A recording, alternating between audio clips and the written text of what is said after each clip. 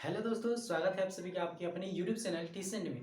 दोस्तों, आज का वीडियो जो है ये बहुत ही इम्पोर्टेंट वीडियो होने वाला है, क्योंकि इस वीडियो में हम एक हिंदी व्याकरण का, हिंदी ग्रामर का बहुत ही महत्वपूर्ण चैप्टर आप कह सकते हैं वो है सर्वनाम।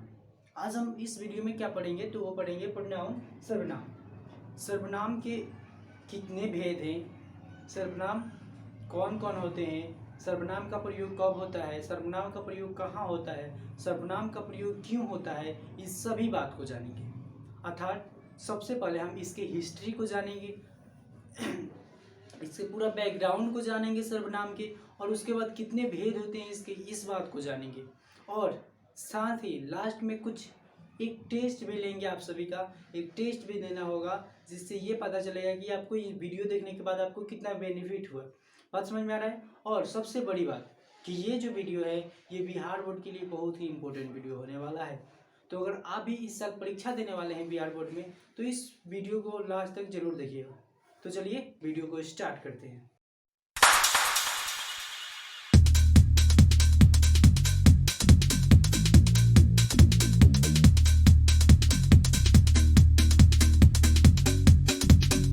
तो चलिए सबसे पहले ये जान लेते हैं कि सर्वनाम का परिभाषा, डेफिनेशन को देख लेते हैं, और इसके साथ साथ ये भी देख लेते हैं कि सर्वनाम होता क्या है, सर्वनाम की कुछ बैकग्राउंड की हिस्ट्री, सर्वनाम के बारे में अच्छी तरह से उससे परिचित हो जाए। ठीक है, सबसे पहले थोड़ा सा इसे देख लेते हैं। तो आगे चलिए, देखिए क्या है सर्वनाम की परिभाषा। सबसे पहले देखिए, एक बार पढ़ लेते हैं। संज्ञा के स्थान पर जिन शब्द का प्रयोग किया जाता है उससे सर्वनाम कहते हैं।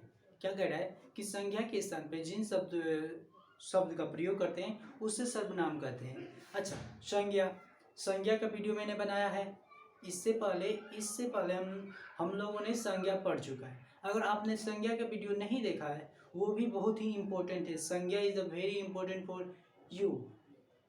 अगर आप वो वीडियो नहीं देखे हैं तो इस वीडियो के डिस्क्रिप्शन में है लिंक, वहाँ से आप जाकर देख सकते हैं। ठीक है, लेकिन देखिए वो वीडियो देखने के बाद आप समझिए कि संज्ञा का पूरा हिस्ट्री बताएं हैं। संज्ञा क्या होता है, कैसे होता है, संज्ञा कितने प्रकार के होते हैं, संज्ञा का पहचानने का नियम, कोई बोर्ड में परीक्षा में क्वेश्चन कैसे करता है, इस सभी बातों को उस वीडियो में बताए हैं। तो आप वो देख सकते हैं, वो बहुत ही इंपॉर्टेंट वीडियो है। ठीक है, तो अब देखिए संज्ञा तो आप जानते हैं कि क्या है। राम श्याम सीता, मतलब कि इस दुनिया में मैंने क्या बताया था कि इस ब्रह्मांड में जितने भी चीज़ें वो सभी क्या है, संज्ञा है।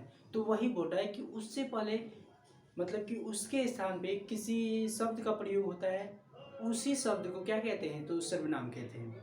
ठीक है, बात समझ में आ गया। जैसे देख लेते हैं, मैं, तुम, आप, यह, वह, जो, सो, कोई, कुछ, कौन, क्या, ये सभी क्या है, तो सर्वनाम है। ये किनके स्थान पे लगते हैं, तो ये संज्ञा के स्थान पे ही लगते हैं। फॉर एग्जाम्पल मैंने कहा यहाँ पे क्या है, कौन है। ठीक है, तो मैं क्या कहूँगा कि वह, जैसे कि मैंने बोला कि अमित कौन है, तो जो कौन लग गया वहाँ पे, तो वहाँ पे लड़का ही तो होगा। तो लड़का क्या है, एक संज्ञा है, जातिवाचक संज्ञा है। तो वो उस संज्ञा की जगह पे कौन लग गया ना। ठीक इसी प्रकार सपोज डैट मैंने क्या बोला, जैसे कि राम, देखिए ध्यान से देखिएगा, राम एक ईमानदार, सॉरी एक मिनट, यहाँ पे मैं आपसे बोलूँ राम क्या थे, राम दशरथ के पुत्र थे, दशरथ के पुत्र थे। ठीक है, राम क्या है, ध्यान दीजिएगा, ध्यान से समझिए कि सर्वनाम होता क्या है। राम क्या है, तो राम एक संज्ञा है। कौन सा संज्ञा है, तो व्यक्तिवाचक संज्ञा है। अगर मैं यहीं पे लिख दूं कि वह दशरथ के पुत्र थे, अब राम की जगह पर वह आ गया ना, तो संज्ञा की जगह ही पर तो आया है वह, तो ये शब्द क्या कहलाता है, तो यही शब्द सर्वनाम कहलाता है। बात समझ में आ गया। अब देखिए, अब आगे चलते हैं। यहाँ पर मैंने लिखा है कि सर्वनाम का शाब्दिक अर्थ क्या होता है। हम तो जान गए कि सर्वनाम किसे कहते हैं, लेकिन इसको सर्वनाम ही क्यों कहा गया है, इस बात को ध्यान से देखिए। सर्वनाम सर्वनाम दो शब्दों के योग से बना है। सर्वनाम कितने शब्दों से बना है? दो शब्द। कौन कौन से देख लेते हैं। सर्व, धन, नाम, अर्थात जो नाम सबके स्थान पर प्रयुक्त हो उसे सर्वनाम कहते हैं। सर्व मतलब क्या होता है? सबके लिए, सबका। बात समझ में आ रहा है? सर्व मतलब सबका, तो सबके, ये सब हुआ। तो सर्व प्लस नाम मतलब कि सबके जगह पे नाम क्या बोल रहा है कि जो नाम सबके स्थान पर प्रयुक्त होता है उसे क्या कहते हैं? सर्वनाम कहते हैं। अब बताइए, इस बात को थोड़ा सा समझिए ध्यान से। यहाँ पे कहने का मतलब ये है कि एक कोई सर्वनाम है वो सबके स्थान पर लगता है, मतलब कि सबके स्थान पर लगने वाले को क्या कहते हैं? सर्वनाम कहते हैं। फॉर एग्जाम्पल, अब देखिए, कोई भी एक सर्वनाम लीजिए, वो सर्वनाम किसी खास व्यक्ति के लिए, किसी खास संज्ञा के लिए नहीं होता है, या किसी खास नाम के लिए एक सर्वनाम नहीं होता है। फॉर एग्जाम्पल, ये बात को थोड़ा ध्यान से समझिए। मान लीजिए वह है, वह है, तो वह किसी खास आदमी के लिए नहीं लगता है, किसी खास संज्ञा के लिए नहीं लगता है। कहाँ लगता है? ध्यान सुनिए। ये कह रहा है कि सर्वनाम जो है सबके नाम पर प्रयुक्त होता है। अगर मैं यहाँ पर बोलूँ कि सीता एक लड़की है, ठीक है, सीता एक क्या है? लड़की है। यहाँ पे लिख दूँ राम एक लड़का है, ठीक है। अब देखिए, ध्यान दीजिए, यहाँ पे भी अगर सर्वनाम का प्रयोग हुआ तो यहाँ पे भी क्या हो जाएगा? वह एक लड़की है और राम की जगह पर बड़ी वह। यानी कि मेरे कहने का मतलब समझिए कि सीता के लिए भी वह, राम के लिए भी वह, यानी कि वह इन दोनों जगह पे, इन दोनों के लिए कोई अलग सेंटेंस मतलब कि सर्वनाम नहीं आया है। बात समझ में आ गया? इसीलिए कहा गया इसके सर्वनाम। सबके नाम मतलब कि सबके नाम में प्रयुक्त होना क्या कहलाता है? सर्वनाम कहलाता है। अब जैसे कि मान लीजिए मैं जो है, ये मैं, इस बात को देखिए, मैं जब मैं अपना उच्चारण खुद से करता हूँ तो खुद के लिए मैं लगाता हूँ। जब आप अपना उच्चारण खुद से करते हैं तो खुद के लिए मैं। जैसे कि मैं बोलूँगा कि मैं पढ़ा रहा हूँ, अभी आपसे पूछूँ कि आप क्या कर रहे हैं, तो आपको ये है कि मैं वीडियो देख रहा हूँ। बात समझ में आ रहा है? तो ये मैं जो है, मैं खुद के लिए भी लगाया और आप अपने लिए लगाएं, यानी ये किसी एक के लिए नहीं है, इसीलिए इसका नाम क्या पड़ा है? सर्वनाम। आई होप सर्वनाम का मतलब आप बढ़िया से समझ गए हैं, ठीक है। तो अब आप इसका क्या कीजिए, तो स्क्रीनशॉट ले लीजिए, स्क्रीनशॉट लीजिए, इसके बाद आगे जानते हैं। तो जैसा कि हम लोग कुछ नया ज्ञान ले रहे हैं, मतलब कि सर्वनाम के बारे में कुछ फैक्ट जान रहे हैं जो कि हर जगह नहीं मिलता है, तो उसी बात को देखिए। उसी में देखिए क्या है कि सर्वनाम के संबंध में ध्यान रखने योग्य विशेष बातें। सर्वनाम में, सर्वनाम बनाते समय, सर्वनाम पढ़ते समय कुछ ऐसी बातें हैं जिसको हमेशा दिमाग में रखना जरूरी है। तो आइए देख लेते हैं कि वो कौन कौन सी बातें हैं। तो सबसे पहले देखिए, संज्ञा की जगह पर प्रयुक्त शब्द सर्वनाम कहलाता है। संज्ञा की जगह पे प्रयुक्त शब्द क्या कहलाता है? सर्वनाम कहलाता है। ये अभी जाने हम लोग। आगे चलिए, सर्वनाम का प्रयोग संज्ञा की पुनरावृत्ति से बचने के लिए किया जाता है।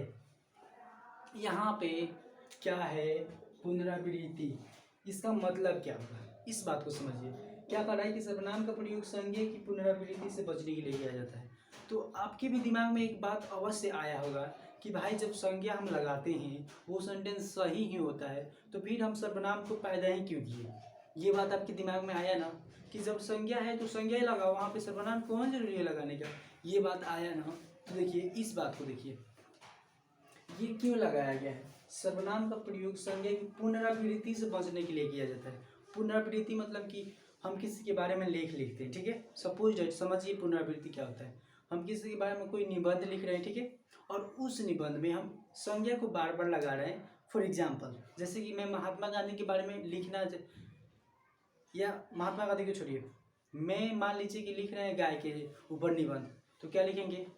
गाय एक पालतू जानवर है, गाय के 4 सींग होते हैं, गाय के 2 कान होते हैं, सॉरी, गाय के 2 सींग होते हैं, गाय के 2 कान होते हैं, गाय के 4 पैर होते हैं, गाय के 4 थान होते हैं, ऐसे लिखेंगे। गाय दूध देती है। अब देखिए हर जगह क्या है, जैसे कि मैं लिख रहा हूँ गाय की 4 पैर होता है, ठीक है, गाय की 2 कान होता है, गाय दूध देती है, फिर लिखेंगे गाय एक पालतू जानवर है। अब देखिए यहाँ पे पुनरावृत्ति का मतलब समझिए, ये गाय क्या है, गाय क्या है, संज्ञा है। अब हम निबंध लिख रहे हैं तो बार बार एक ही बात लिख रहे हैं, गाय गाय गाय गाय, तो ऐसे थोड़ा देखने में ऑकवर्ड फील होता है। क्या होता है, तो ऑकवर्ड फील होता है। तो इसी को मतलब कि ऐसे देखने में अच्छा दिखाई नहीं देता है। इसी को थोड़ा बढ़िया बनाने के लिए, एडवांस बनाने के लिए क्या किया जाता है, सर्वनाम का प्रयोग किया जाता है। अब देखिए यहाँ पे क्या किया जाएगा, गाय की 4 पैर होता है, यहाँ पे लिखेंगे उसका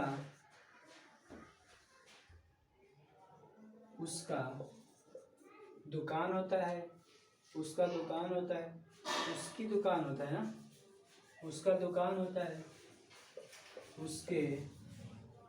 उसके सॉरी यहाँ पे क्या होगा, वह दूध देती है। गाय एक पालतू जानवर है, यहाँ पे यह होगा ना, यह एक दूध देती है, यह दूध देती है। हाँ देखो, गाय की 4 पैर होता है, उसका दुकान होता है, यह दूध देती है, यह एक पालतू जानवर है। अब देखिए यह जब लगा दिया जाता है तो यहाँ पे यह किसके लिए लगाया गया है, इस गाय के लिए। तो यह क्या हो गया, सर्वनाम हो गया ना, क्योंकि यह संज्ञा की जगह पे लगाया गया है। अब बात को समझिए, यहाँ पे पुनरावृत्ति। अब हम जब बार बार गाय लिख रहे थे, अब उसके जगह पे हम सर्वनाम का प्रयोग कर रहे हैं, तो ये क्या लग रहा है, थोड़ा बढ़िया देखने में लग रहा है। बात समझ में आ रहा है। तो इसी के लिए क्या किया जाता है, सर्वनाम का प्रयोग किया जाता है। आगे चलिए, आगे क्या है, एक मिनट इसे मिटा दो, इसे साफ किया जाए, एक मिनट। अब देखिए, हाँ तो मैंने क्या बताया कि सर्वनाम का अपना कोई लिंग नहीं होता है। यहाँ ध्यान से समझिए कि सर्वनाम जो होता है उसका कोई एक लिंग नहीं होता है। मतलब कि होता है ना, जैसे कि सपोज दैट जब हम लिखते हैं राम जाता है, सीता जाती है, इन दोनों के लिए यहाँ पे लिंग का प्रयोग किए हैं ना। लेकिन जब सर्वनाम लिखा जाता है तो सर्वनाम में क्या होता है, सर्वनाम का कोई लिंग नहीं होता है। जो चीज़ राम के लिए लगेगा वही चीज़ सीता के लिए लगेगा। फॉर एग्जाम्पल, ये बात केवल हिंदी में ही होता है, ये नहीं है कि अब आप इंग्लिश में भी यही करेंगे प्रोनाउन। ये बात जो बता रहा हूँ अभी, ये हिंदी में देखिए क्या बता रहा हूँ। यहाँ पे राम के लिए क्या हो जाएगा, वह जाता है, वह जाती है। बात समझ में आ रहा है। राम के लिए भी वह, सीता के लिए वह। यहाँ पे कोई लिंग को देखकर बोला कि ना तुम ये स्त्रीलिंग है तो इसके लिए कुछ और लगाएं, पुल्लिंग है तो उसके लिए कुछ लगाएं, ऐसा कुछ नहीं ना हुआ। यहाँ पे दोनों के लिए वह लगा ना। बट एक बात समझिए, ये केवल किस में होता है, हिंदी ग्रामर में ही होता है। ये इंग्लिश ग्रामर में प्रोनाउन में ऐसा नहीं पढ़ा जाता है। इस बात को ध्यान रखिए कि ये केवल हिंदी में होता है। ठीक है, तो यही थे कुछ इम्पोर्टेंट बातें जो ध्यान में रखना पड़ता है सर्वनाम पढ़ते समय। अब चलिए इसके बाद अब जान लेते हैं कुछ सर्वनाम के प्रकार, उनके भेदों को जानते हैं। ठीक है, तो चलिए इसका पहले आप स्क्रीनशॉट ले लीजिए। तो अब सर्वनाम की भेद जानने से पहले एक बात को जान लेते हैं, सर्वनाम 2 तरह के होते हैं। देखिए सर्वनाम कितने तरह के होते हैं, 2 तरह के। इस बात को देख लीजिए।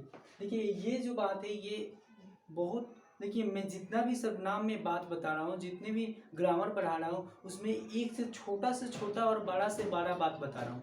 बात समझ में आ रहा है। पूरा जीरो से आपको जीनियस बोला जाता है ना, वहाँ तक इसके लेवल में पहुँचा रहा हूँ। इसीलिए इस बात को मैं चाहूँ तो ऐसे बोल कर भी बता सकता था, लेकिन मैं इसको लिखा बोर्ड पे और उसके बाद बताने जा रहा हूँ। क्यों ऐसा, क्योंकि देखिए मुंह से जो बोलूँगा तो आपको दिमाग में ये होता है, हम लोग के दिमाग में ये होता है कि ये इम्पोर्टेंट उतना नहीं है।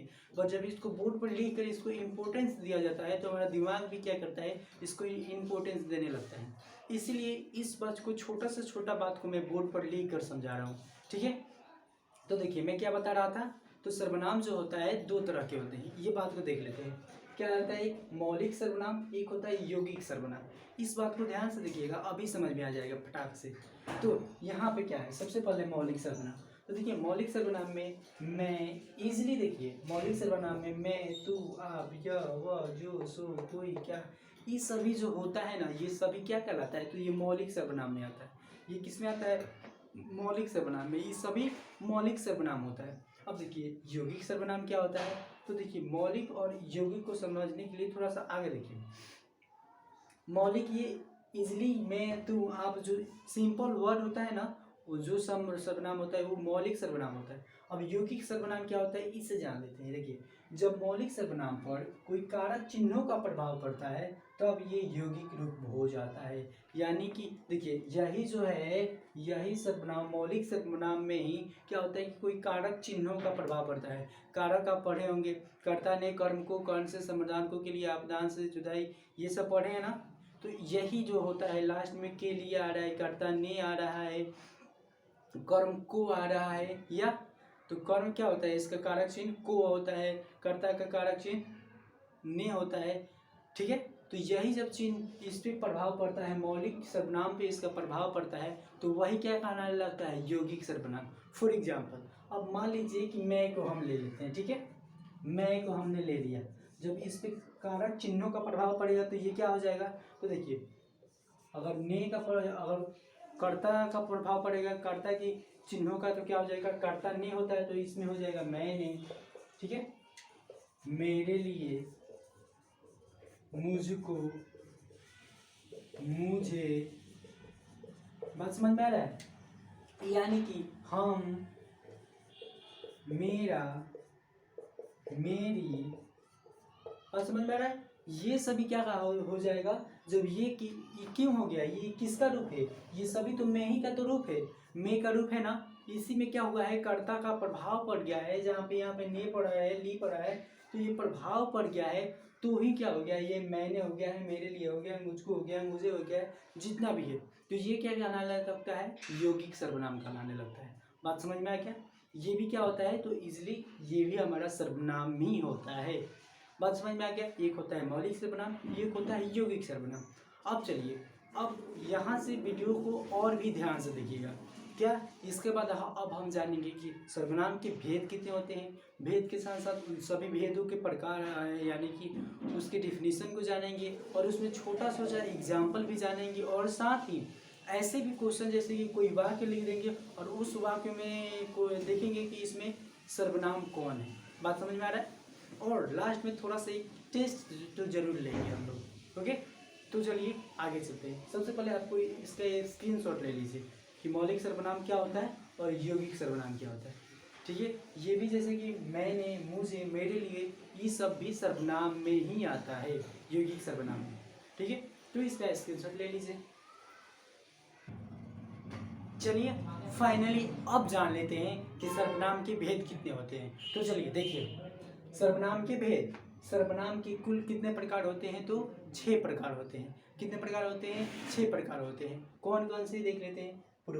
पुरुषवाचक सर्वनाम, निजवाचक सर्वनाम, निश्चयवाचक सर्वनाम, अनिश्चयवाचक सर्वनाम, प्रश्नवाचक सर्वनाम, और लास्ट जो होता है वो होता है संबंधवाचक सर्वनाम। अब सभी के बारे में लाइन से देखते जाएंगे। उसके सबसे पहले देखेंगे कि पुरुषवाचक सर्वनाम क्या है, इसके कितने भेद होते हैं, इसका भी प्रकार होता है या कि नहीं, इसका उपयोग कैसे होता है, इसमें कौन कौन आते हैं। ठीक इसी प्रकार निजवाचक को जानेंगे, फिर निश्चयवाचक को, फिर अनिश्चयवाचक को, फिर प्रश्नवाचक को, और लास्ट में संबंधवाचक। इस सभी को जानने के बाद हमारा वीडियो वहाँ पे हो जाएगा समाप्त। तो सबसे पहले आप इसका स्क्रीनशॉट लीजिए, उसके बाद हम देखेंगे कि पुरुषवाचक सर्वनाम होता क्या है। तो सर्वनाम का सबसे पहला प्रकार वो है पुरुषवाचक सर्वनाम। उसे अब जान लेते हैं कि पुरुषवाचक सर्वनाम होता क्या है, उसके डेफिनेशन को। तो देखिए बोर्ड पर ध्यान से दिखाया गया। सबसे पहले क्या है, पुरुषवाचक सर्वनाम का डेफिनेशन क्या होता है ये देखेंगे। तो क्या है, जिन सर्वनाम शब्दों का प्रयोग वक्ता द्वारा खुद के लिए या दूसरों के लिए किया जाता है उसे पुरुषवाचक सर्वनाम कहते हैं। देखिए जो सर्वनाम खुद के लिए या किसी और के लिए करते हैं, जिस सर्वनाम का प्रयोग, जिस शब्द का प्रयोग, उसी सर्वनाम को क्या कहा जाता है, तो उस सर्वनाम को पुरुषवाचक सर्वनाम कहा जाता है। जैसे कि क्या है, मैं, हम, तुम, आप, ये, वह, ये, वे, यह, ये सभी क्या है, ये पुरुषवाचक सर्वनाम का है। फॉर एग्जाम्पल देखिए यहाँ पे क्या कहा गया है, जो खुद के लिए प्रयोग हो और किसी दूसरे के लिए प्रयोग किया जाए। तो देखिए क्या है, मैं, हम, ये क्या करते हैं, ये खुद के लिए प्रयोग करते हैं। जैसे कि हम लोग व्याकरण, हिंदी व्याकरण पढ़ रहे हैं, ठीक है।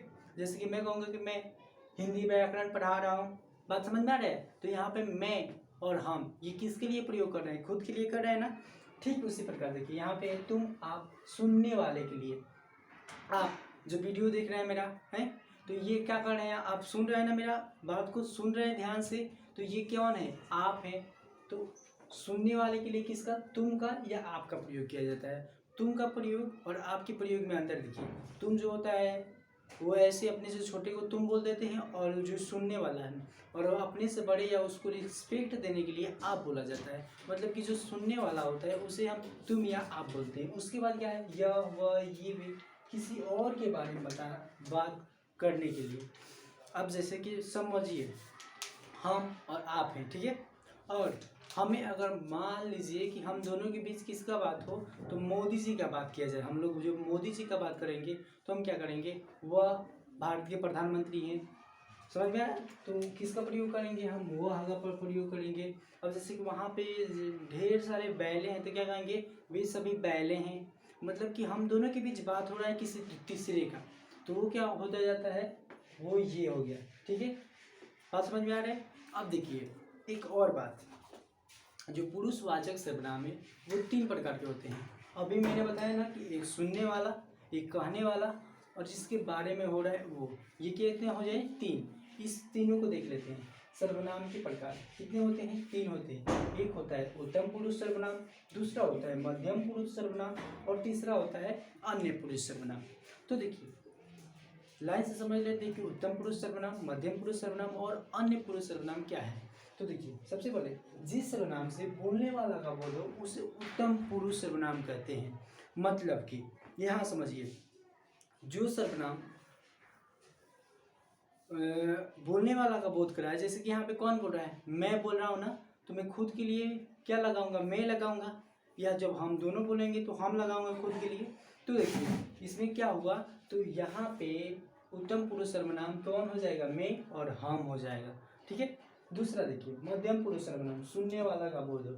जिस सर्वनाम से, जिस पुरुषवाचक सर्वनाम से सुनने वाला का बोध होता है उसे क्या कहते हैं, तो उसे हम उत्तम मध्यम पुरुष सर्वनाम कहते हैं। तो यहाँ पे सुनने वाले आप हैं, बोलने वाला मैं हूँ, तो मैं तो उत्तम पुरुष हो गया, और आप, मैंने बोला ना आप, तुम, ठीक है। तो ये तुम और आप जो है ये क्या हो गया, मध्यम पुरुष सर्वनाम में आता है, ठीक है। ठीक इसी प्रकार देखिए, जैसे कि इसका एग्जाम्पल देख लेते हैं। जैसे कि आपका नाम क्या है, तुम समझ रहे हो ना, तुम समझ रहे हो ना, मैं क्या कर रहा हूँ, इस, जैसे कि तुम बोला मैंने, आपका नाम क्या है, तो ये किसके बारे में बोल रहे हैं, आपके जो सुन रहा है मेरे सामने जो है उससे बोल रहा हूँ ना। तो यहाँ पे ये क्या हो जाता है, मध्यम पुरुष। इसमें क्या सर्वनाम है, तो इसमें आपका सर्वनाम है और इसमें तुम सर्वनाम है।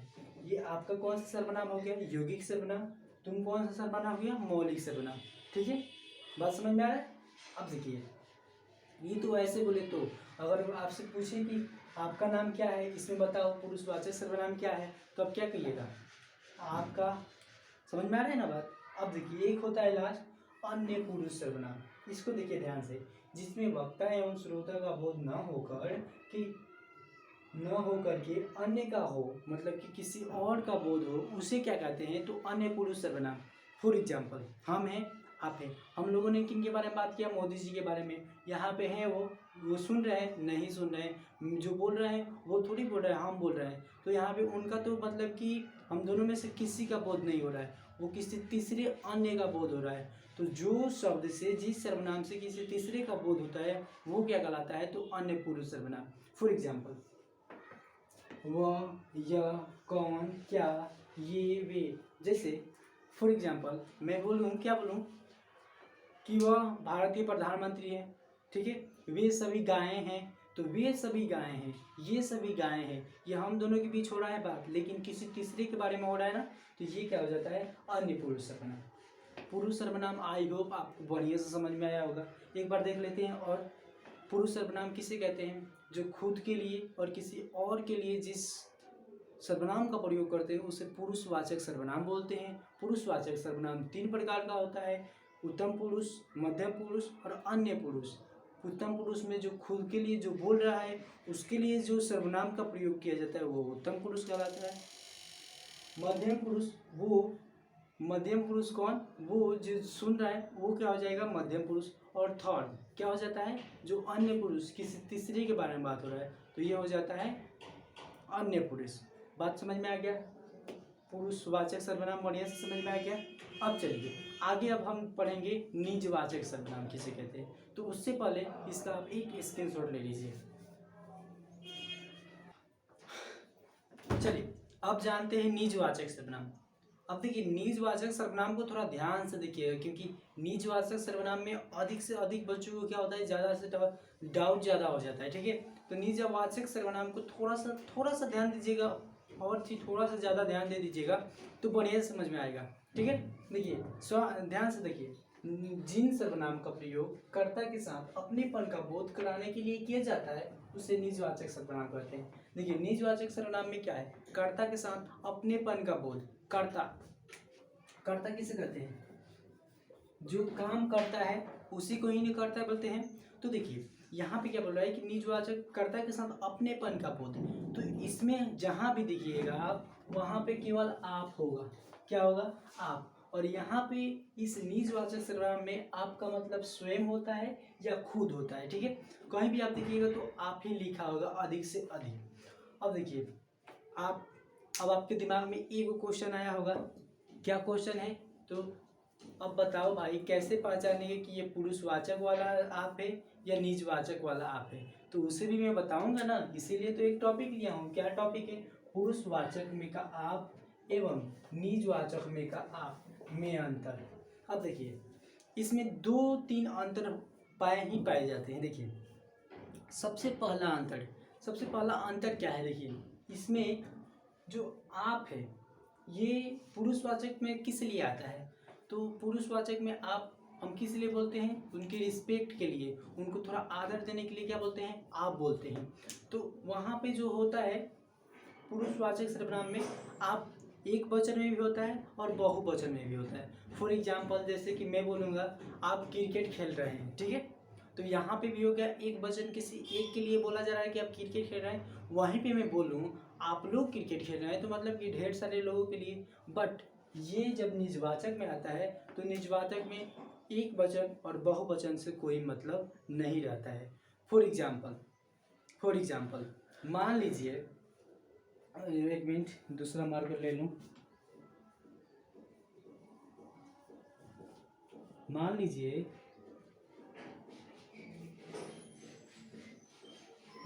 कि यहाँ पे देखिए, यहाँ पे मैं लिखूँ कि देखिए क्या बता रहा था, तो इन दोनों में क्या होता है, इन दोनों में बहुवचन जैसे कि नहीं होता है। अब जैसे कि लिखूँ कि मैं आप ही लिख लूँगा। यहाँ पे देखो जो आप यहाँ पे है ना, आप ये किसका दर्शा रहा है, ये क्या हो जाएगा, निजवाचक में का आप हो जाएगा। अब देखिए सारी बात को छोड़िए, एक बात को ध्यान से समझिए। देखिए आप जब निजवाचक में आएगा एक चीज़ को देखिएगा कि कब ये पुरुषवाचक में आता है और कब इसका प्रयोग निजवाचक में करेंगे। देखिए एक बात को ध्यान दीजिएगा, जब भी जब पुरुषवाचक सर्वनाम में आएगा ना, तो पुरुषवाचक सर्वनाम में इस आप से पहले कुछ नहीं आएगा। लेकिन जब यही निजवाचक सर्वनाम में आप होगा ना, तो उससे पहले कोई संज्ञा या सर्वनाम होगा। फॉर एग्जाम्पल मान लीजिए, एक मिनट, फॉर एग्जाम्पल देखिए क्या होगा। अगर मैं लिख रहा हूँ आप वीडियो देख रहे हैं, ठीक है, यहीं पे मैं लिखूं कि वह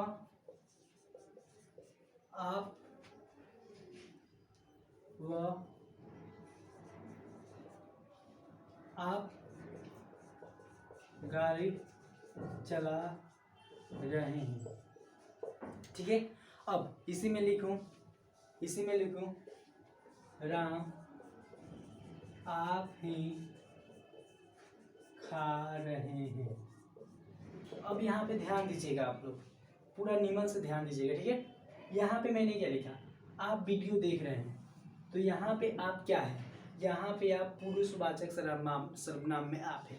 क्यों है, देखिए मैंने क्या बोला कि जब ये पुरुषवाचक सर्वनाम रहेगा तो इससे पहले न सर्वनाम कोई भी कुछ नहीं आएगा, यही फर्स्ट आएगा। तो जहाँ फर्स्ट में आया है आप, तो समझ जाइए कि वहाँ पे निजवाचक है। और जहाँ इससे पहले, आपसे पहले कोई संज्ञा हो या सर्वनाम हो तो समझिएगा कि ये निजवाचक है। फॉर एग्जाम्पल यहाँ पे देखिए, इस आप का मतलब क्या होता है, मैंने अभी बताया कि स्वयं होता है या खुद होता है। तो यहाँ पे देखिए क्या लिखा है, वह आप गाड़ी चला रहे हैं, मतलब क्या हो जाएगा, वह स्वयं गाड़ी चला रहे हैं। अगर देखा जाए तो इसका हिंदी होगा वह स्वयं गाड़ी चला रहे हैं। यहाँ पे क्या है, राम आप ही खा रहे हैं, मतलब कि राम खुद ही खा रहे हैं या राम स्वयं ही खा रहे हैं। बात समझ में आ रहा है। तो अगर ये अधिकतर आप बोलिए कि खुद ही क्यों नहीं दे रहे हैं, आप ही क्यों नहीं देख देंगे, देखिए एक बात को ध्यान दीजिए, जहाँ भी आपको खुद समय मतलब कि स्वयं दिखाई दे या खुद दिखाई दे और पूछे कि ये कौन सा सर्वनाम है, तो आप क्या मानिएगा कि निजवाचक सर्वनाम है। इतना बात समझ में आ गया। ये किसी, लेकिन ये तो कब होता है, जब खुद के लिए बोला जाए स्वयं और खुद, ठीक है। अब यही जब किसके लिए, जैसे कि अब यहाँ पे आप रहे तो आप जब आप देखिएगा ना तो दो बात समझिएगा, ध्यान से देखिए। आप थोड़ा सा, हम जान रहे हैं कि थोड़ा सा आप वो हो रहे हैं, पहले आप रिलैक्स हो जाइए, उसके बाद देखिए। अब ध्यान दीजिए, जब आप लिखा हो तो सबसे पहले ये देखेंगे कि इस आप से पहले क्या कोई कुछ दिया है, क्या कोई संज्ञा या सर्वनाम है, तो नहीं है। तो जब कुछ नहीं है तो आप मार दीजिएगा पुरुषवाचक सर्वनाम, ठीक है। फिर देखिएगा कहीं आप दिया हो और उससे पहले देखिएगा कि कोई सर्वनाम होगा या संज्ञा हो, सर्वनाम या संज्ञा हो, तो ये क्या हो जाएगा, ये आ जाएगा हमारा निजवाचक सर्वनाम। बात समझ में आ गया अच्छी तरह से। यहाँ पे देखिए ना, जैसे ये राम आप ही खा रहे हैं, यहाँ पे देखिए अपने आप भी होता है। हम लोग क्या बोलते हैं कि राम अपने आप जा रहे हैं, सीता अपने आप आ रही है, समझ में आ रहा है। तो वही अपने आप होता है, उसी में का आप, ये हम लोग अपने आप, वो सही सेंटेंस नहीं है, ये शुद्ध सेंटेंस ये ही हुआ। समझ में आया। तो ग्रामर हम इसीलिए पढ़ते ही हैं कि शुद्ध लिखने, बोलने और पढ़ने आ जाए, ठीक है। तो ये होता है एग्जैक्ट। तो इसीलिए इसी बात पे अपने आप को लड़के ध्यान में रख लिए हैं, इसीलिए इसमें थोड़ा सा दिक्कत होता है। तो अब मेरे को आई होप कि आपको बढ़िया से समझ में आ गया होगा। अगर नहीं आने का तो चांस ही नहीं है भाई, मैं इतना बढ़िया समझाया हूँ, आया ही होगा। तो आप इसका स्क्रीनशॉट ले लीजिए, आप इसका जैसे बना सकते हैं। ये इस दोनों का जैसे हो गया, इसका एग्जाम्पल क्या हो गया, ये इन दोनों का एग्जाम्पल हो गया, ठीक है। तो आप इसका स्क्रीनशॉट ले लीजिए। अब इसके बाद आगे जानेंगे निश्चयवाचक सर्वनाम। ओके,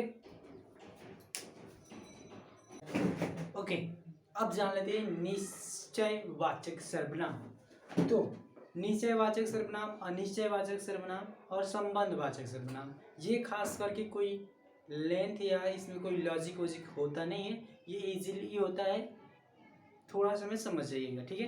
तो इसका सबसे पहले डेफिनेशन देख लेते हैं। देखिए मैं जो भी डेफिनेशन लिखवा रहा हूँ ये इतना इजी तरीके से लिखवा रहा हूँ, मैं अपने से खुद से जितना इजी हो सक रहा है कि आप एक बार पढ़े तो वो बात समझ में आ जाए, ऐसा मैं डेफिनेशन दिखा रहा हूँ, ठीक है। तो निश्चयवाचक सर्वनाम, इसका डेफिनेशन क्या है, जिस सर्वनाम से किसी व्यक्ति, वस्तु या स्थान के निश्चितता का बोध हो उसे निश्चयवाचक सर्वनाम कहते हैं, ठीक है। अथवा या, यहाँ देखिए इसी को बताया गया है कि जिस सर्वनाम से वक्ता के निकट या दूर किसी निश्चित व्यक्ति, वस्तु या स्थान का बोध हो उसे निश्चयवाचक सर्वनाम कहते हैं। अब देखिए जिस सर्वनाम से या जिस शब्द से, ठीक है। तो अब यहाँ पे ये बोल रहा है कि जो शब्द, मतलब कि जो ऐसा एगो सर्वनाम उठाइए जिस सर्वनाम से किसी शब्द में अगर बोला जाए तो उस शब्द से ये प्रतीत हो जाए कि वो निश्चित किसी व्यक्ति के बारे में बोल रहा है, या किसी स्थान के बारे में बताया जा रहा है, या किसी वस्तु के बारे में बता रहा है। फॉर एग्जाम्पल यहाँ पे मैंने एग्जाम्पल लिया है, यह टेबल मोहन का है। क्या है? यह टेबल मोहन का है। यहाँ पे जो यह है ये किसका बता रहा है? यह टेबल मतलब ये तो निश्चित कर दे रहा है कि किस टेबल का बात हो रहा है। बात समझ में आ रहा है? मान लीजिए कि 7-8 टेबल हैं, हमने गया और बोला कि उस पे हाथ रख के या ऐसे बोला कि यह टेबल जो है ये मोहन का है, तो ये तो निश्चित हो गया कि हाँ भाई ये टेबल मोहन का ही है, यही टेबल मोहन का है। बात समझ में आया? तो यहाँ पे जो यह शब्द है ये यही तो निश्चितता का बोध करा रहा है, तो यहाँ पे निश्चयवाचक सर्वनाम यह हो जाएगा। यहाँ पे देखिए दूसरा सेंटेंस, यह मेरा गांव है और वह तुम्हारा गांव है। यहाँ पे देखिए, यहाँ पे निश्चय, क्या निश्चय कर रहा है? यह, ठीक है, यह गांव का निश्चितता कौन कर रहा है? निश्चित यह कर रहा है, और तुम्हारे गांव का वह कर रहा है, तो ये दोनों क्या हो गया? निश्चयवाचक सर्वनाम। यहाँ पे वह कौन है, मतलब कि पूछा जा रहा है कि मैंने कन्फर्म है कि उसी आदमी को पूछा जा रहा है कि वह कौन है। बात समझ में आ रहा है? तो वह क्या हो जाएगा? यहाँ पे ये हो जाएगा निश्चयवाचक सर्वनाम। समझ में आ गया? अब देखिए क्वेश्चन इसमें करता कैसे है, इसी तरह क्वेश्चन करता है। जो एग्जाम्पल दिया हूँ इसमें क्या हो जाएगा? निश्चयवाचक सर्वनाम में आपका हो जाएगा यह, वह, ये, वे, कौन, क्या, ये सभी क्या होता है? सॉरी ये नहीं आएगा, ये तो अनिश्चय में आ जाएगा। यह, वह, ये, वे, ये सभी क्या होता है? तो निश्चयवाचक सर्वनाम होता है। इतना कंफर्म? निश्चयवाचक सर्वनाम किसे कहते हैं? वैसा सर्वनाम जो किसी निश्चितता का बोध कराए, किसी व्यक्ति हो या वस्तु हो या कोई स्थान की निश्चितता का बोध कराए, वही शब्द, वही सर्वनाम निश्चयवाचक सर्वनाम कहलाता है। तो यह, वह, ये सभी क्या है? तो निश्चयवाचक सर्वनाम। इसका स्क्रीनशॉट लीजिए, इसके बाद आप जानते हैं अनिश्चयवाचक सर्वनाम। ओके, चलिए अब दो सर्वनाम के बारे में बढ़िया से जान लेते हैं। क्या है? अनिश्चयवाचक सर्वनाम, और उसके बाद है प्रश्नवाचक सर्वनाम, और एक लास्ट है संबंधवाचक सर्वनाम। उसे भी जानेंगे, जस्ट उससे पहले इसे जान लेते हैं। देखिए आइए, क्या है? जिस सर्वनाम से किसी व्यक्ति, वस्तु, स्थान आदि की निश्चितता का बोध, निश्चित होने का बोध ना हो, उसे अनिश्चयवाचक सर्वनाम कहते हैं। मतलब कि जो सर्वनाम, जो शब्द से मतलब कि किसी वाक्य में कोई ऐसा शब्द हो जिससे अगला वाला का जो बात हो रहा है वो अनिश्चय है, निश्चित ना हो पा रहा है, तो वो सर्वनाम क्या कहलाता है? अनिश्चयवाचक सर्वनाम। तो अनिश्चयवाचक सर्वनाम में क्या क्या आता है? कोई, कुछ, किसी, ये हो गया। जैसे वाक्य में देखिए, जैसे है शायद उसे किसी ने मारा है, यानी यहाँ पे देखिए जो किसी है मतलब ये तो कंफर्म है कि वो पिटाया है भाई, उसके हालत को देखकर ये तो पता है कि वो पिटाया है, बट ये पता नहीं है कि किसने मारा है, ये अनिश्चय है। ठीक है, बात समझ में आ रहा है? ये निश्चित नहीं है कि उसको किसने मारा है। बात समझ में आ रहा है? आगे देखिए, दाल में कुछ काला है, ये पता है कि यहाँ पे कुछ गड़बड़ है, बट क्या गड़बड़ है ये पता नहीं है। यहाँ पे भी अनिश्चय है, तो यहाँ पे कुछ क्या हो जाएगा? अनिश्चय वाचक सर्वनाम। पेड़ के पीछे कोई तो है, देखिए पेड़ के पीछे ये पता है कि पेड़ के पीछे है कोई, बट ये पता नहीं कि कौन है, तो यहाँ पे क्या हो जाएगा? कोई क्या हो गया? अनिश्चय। ठीक है, निश्चित नहीं है कि कौन है। बात समझ में आया? आगे देखिए, आगे क्या है? जिस सर्वनाम शब्द को प्रश्न पूछने के लिए प्रयोग किया जाता है, जिस सर्वनाम शब्द को प्रश्न पूछने के लिए प्रयोग किया जाता है उसे क्या कहते हैं? तो प्रश्नवाचक सर्वनाम कहते हैं। अर्थात ऐसा शब्द जिससे प्रश्न पूछा जाए उसी को क्या कहते हैं? प्रश्नवाचक सर्वनाम। तो ये इजी आप बता देंगे। अब इंग्लिश में इसे क्या कहते हैं? WH फैमिली जो होता है ना, उसी को हम क्या कहते हैं? प्रश्नवाचक सर्वनाम कहते हैं। बात समझ में आया? जिससे क्वेश्चन पूछा जाए, फॉर एग्जाम्पल क्या, कौन, किसने, किसको, किस लिए, ये सभी क्या है? प्रश्नवाचक सर्वनाम। ये इजीली आप कहीं भी समझ जाइएगा। तो इसका कुछ एग्जाम्पल देख लेते हैं। यहाँ क्या है? टोकरी में क्या खा रखा है, यहाँ पे क्या हो गया? कोई प्रश्नवाचक सर्वनाम। बाहर कौन खड़ा है, कौन क्या हो गया? तो ये हो गया प्रश्नवाचक। तुम क्या खा रहे हो, क्या क्या हो गया? तो प्रश्नवाचक सर्वनाम। बात समझ में आ गया? वह किस लिए जा रहा है, किस लिए जा रहा है, ऐसे क्वेश्चन दे दिया और कहेगा कि इसमें बताइए कि प्रश्नवाचक सर्वनाम क्या है, तो किस लिए ना है प्रश्नवाचक सर्वनाम। प्रश्नवाचक सर्वनाम समझ गए, निश्चयवाचक सर्वनाम समझ गए। अब लास्ट समझ लेते हैं क्या, संबंधवाचक सर्वनाम। उससे पहले इसका स्क्रीनशॉट ले लीजिए आप। तो लास्ट एक बचा है संबंधवाचक सर्वनाम, उसे बढ़िया से जान लेते हैं। तो इसका डिफिनेशन देख लें। जिस सर्वनाम का प्रयोग किसी वस्तु या व्यक्ति का संबंध बताने के लिए किया जाता है संबंधवाचक सर्वनाम कहलाता है। इसमें क्या बताया है कि जिस शब्द से किसी दो चीजों का संबंध जोड़ता है उसे ही क्या कहा जाता है, तो संबंधवाचक सर्वनाम कहा जाता है। इसकी एग्जाम्पल देख लेते हैं, उससे समझ लेंगे। इसका एग्जाम्पल हो गया, कहीं भी देखिएगा जो, सो, जिसका, जो, की, जितना, उतना, बस में आया, जिसकी, जिसका, जो, वैसा, जैसा, ये सभी क्या है, तो संबंधवाचक सर्वनाम है। ठीक है, ये जहाँ भी देखिएगा आँख मूंद कर मारिएगा कि ये होगा हमारा संबंधवाचक सर्वनाम। अब इसके कुछ सेंटेंस में देख लेते हैं। ठीक है, तो यहाँ पे सबसे पहले क्या है, जो आया है वो जाएगा, ये ध्रुव सत्य है। कृष्णा जी ने क्या कहा है गीता में, जो आया है वो जाएगा, यह ध्रुव सत्य है। ठीक है, तो यहाँ पे देखिए जो आया है, ये जो है वो किसको दर्शा रहा है, वो जाएगा, मतलब कि जो आया है ना, जैसे कि ये आ रहा है, ये ही जा रहा है, ये संबंध इसी के लिए जो और वो, इसी के लिए भी इन दोनों के बीच ना, यही दोनों ना आए और जाए में संबंध बता रहे हैं। बात समझ में आया, जो आया है वो जाएगा, यही दोनों तो संबंध बता रहे हैं ना, कि जो आया है, जैसे ये आया ये ही गया।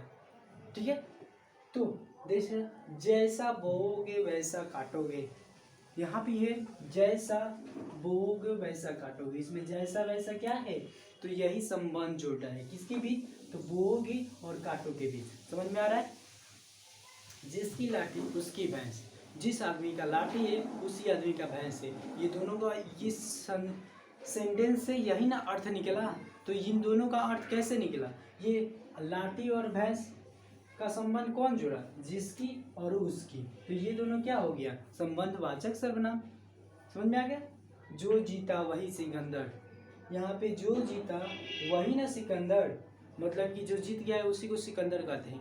तो इसमें जो और वही, ये संबंध जोड़ा है जीता और सिकंदर में, तो ये क्या हो गया, तो हमारा संबंधवाचक सर्वनाम। बढ़िया से समझ गए संबंधवाचक सर्वनाम। आई होप आपको ये सर्वनाम हमारा कंप्लीट, ये आपको पूरा अच्छी तरह से सर्वनाम समझ में आया होगा, इतना मैं विश्वास करता हूँ। ओके, अब देखिए मैंने क्या बताया था कि आपको लास्ट में एक छोटा सा टेस्ट लूँगा, उस टेस्ट में आप टेस्ट दे दीजिए, वो छोटा सा है, उससे हमें ये पता चलेगा कि आप लोग वीडियो में कितना चीज़ और क्या क्या सीखे हैं। ओके, तो चलिए इसका पहले स्क्रीनशॉट ले लीजिए। अब फाइनली मैंने बताया था कि शुरू में, वीडियो के शुरू में मैंने क्या बताया कि हम लोग लास्ट में एक थोड़ा सा टेस्ट ले लेंगे कि हम लोग कितना सीखे हैं, तो वही है ये। ठीक है, समझिए इसमें क्या करना है, ये हमारा एक वाक्य है, इस वाक्य में हमें क्या बताना है, तो हमें ये बताना है कि ये जो सर्वनाम ये कौन सा है, ये सर्वनाम जो एक किस प्रकार का सर्वनाम है, कौन सा सर्वनाम है, 6 सर्वनाम हम सीखे ना, उसमें से कौन सा सर्वनाम है। ठीक है, तो चलिए स्टार्ट करते हैं। देखिए इसमें है वाक्य क्या है, ऐसे ही देखिए, ऐसे ही क्वेश्चन करेगा, आपसे क्वेश्चन कर देगा आप क्या कर रहे हैं, फिर उसमें देगा कि क्या जो है कौन सा सर्वनाम है, ऑप्शन दे देगा 4 को कोई सर्वनाम, और उसमें से एक कोई हमारा राइट आंसर होगा। ठीक है, तो आप बताइए क्या कौन सा सर्वनाम है। हम लोगों ने पढ़ा कि जिसमें क्वेश्चन किया जाता है वो प्रश्नवाचक सर्वनाम होता है, तो आप क्या कर रहे हैं, इसमें क्वेश्चन किया गया है, तो ये कौन सा सर्वनाम हुआ, प्रश्नवाचक। आपको समझ में आया, मैं बताऊं उससे पहले आपके दिमाग में अगर आ जाए कि इसका आंसर ये होगा, तो समझिए कि आप बहुत बढ़िया से समझिए भाई। आगे चलो, यह खाना मेज पर है, यह खाना समझ में आ रहा है, कहना क्या चाहता हूँ यहाँ पे, ये कौन सा है, निश्चयवाचक सर्वनाम। क्यों, क्योंकि यह खाना मतलब निश्चित है कि यही खाना कहाँ रखना है, मेज पर रखना है, तो ये किसमें हो गया, निश्चयवाचक सर्वनाम, ये हो गया निश्चयवाचक सर्वनाम। आगे चलो, मैं आप घर चला जाऊंगा, तो हम लोगों ने याद पा रहा हूँ मैंने, हम लोगों ने क्या पढ़ा कि जब भी आपसे पहले कोई सर्वनाम या संज्ञा हो तो वो निजवाचक सर्वनाम कहलाता है। तो यहाँ पे आप कौन सा होगा, तो यहाँ पे हो जाएगा हमारा निजवाचक सर्वनाम। बात समझ में आ रहा है? आगे चलो, आगे क्या है, मैं तुम और वह बाजार जाएंगे। इसमें पूछा है कि मैं तुम वह कौन सा सर्वनाम है। तो मैंने क्या बताया था कि जिस सर्वनाम खुद के लिए और दूसरों के लिए प्रयोग किया जाता है, जिस शब्द का वो सर्वनाम कौन होता है, तो वो होता है सर्वनाम पुरुषवाचक सर्वनाम। ठीक है, पुरुषवाचक सर्वनाम 3 प्रकार के, उत्तम पुरुष, मध्यम पुरुष और अन्य पुरुष। तो मैं हो गया उत्तम पुरुष, तुम हो गया मध्यम पुरुष और ये हो गया वह अन्य पुरुष। तो ये फाइनली ये कौन सा सर्वनाम हुआ, पुरुषवाचक सर्वनाम। ठीक है, लास्ट देखिए, लास्ट समझिए, मुझे कुछ काम करने जाना है। कुछ कुछ जो है ये कौन सा सर्वनाम है, आप बताइए, कुछ कौन सा सर्वनाम है, याद पाइए। यहाँ पे क्या है, ये तो कंफर्म है कि हमें काम करना है, बट कितना काम करना है ये निश्चित नहीं है। तो ये कौन सा सर्वनाम हुआ, अनिश्चित सर्वनाम, अनिश्चय सर्वनाम, उसको अनिश्चय सर्वनाम में कहते हैं। तो ये हो गया हमारा अनिश्चय वाचक सर्वनाम। ठीक है, हाँ, ये हुआ हमारा टेस्ट कंप्लीट। अब एक बात सुनिए, इसमें इस कितना है, 5 को है। इस 5 को में मैंने जो जो पूछा, अगर आपके दिमाग में पहले ही आंसर आ गया होगा, थोड़ा सा भी हिंट आ गया होगा, तो समझिए कि आप ये वीडियो बढ़िया से देख चुके हैं। और मैं बार बार स्क्रीनशॉट लेने को बोलता हूँ, ये इसलिए बोलता हूँ कि पहले आप स्क्रीनशॉट एक बार ले लीजिए, उसके बाद इस पूरे वीडियो को फुल लेक्चर देखिए और उसके बाद गैलरी में जाइए और वहाँ से पूरा अपना नोट्स बना लीजिए। ऐसे कीजिएगा तो आपका, मैं गारंटी देता हूँ कि मतलब मैं जो वीडियो बनाता हूँ, इस वीडियो देखने के बाद कोई वीडियो दूसरा देखने की ज़रूरत नहीं है। आई होप ये भी वीडियो आपको अच्छा लगा हो और आपके लिए तो बहुत इम्पोर्टेंट है। आपको लगता है कि ये मेरे दोस्त को भी पता होना चाहिए और आप भी चाहते हैं कि मेरा दोस्त भी मेरे जैसा अच्छा नंबर लाए, तो उसको आप शेयर कर सकते हैं। हाँ, अगर मैं इसमें है कि अगर ये वीडियो आपको अच्छा लगा हो तभी लाइक कीजिएगा, अगर नहीं लगा हो तो अनलाइक कर सकते हैं भाई साहब। और अच्छा लगा तो प्लीज़ चैनल को सब्सक्राइब कीजिए ताकि जो भी वीडियो डालूँ आपके पास पहुँचे। और मेरा लास्ट रिक्वेस्ट इतना है कि कम से कम यार 2 व्यक्ति को ज़रूर शेयर करें। तो इतना तक वीडियो देखने के लिए धन्यवाद।